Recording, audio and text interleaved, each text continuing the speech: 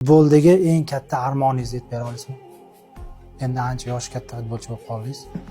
Futboldagi katta armonim faqat shu terma jamoa bilan jahon chempionatiga chiqish deb.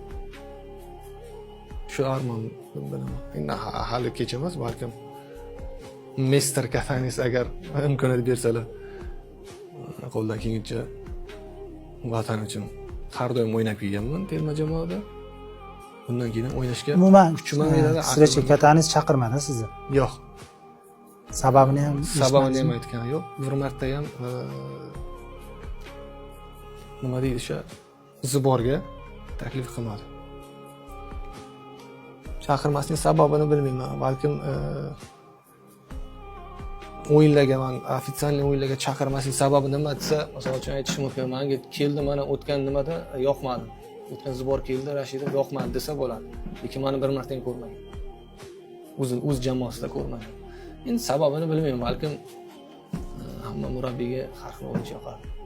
Nima aytmoqchi bo'lgan, terma jamoa juda zo'r optimal formada, termada yoshlar, kuchga to'lgan bolalar.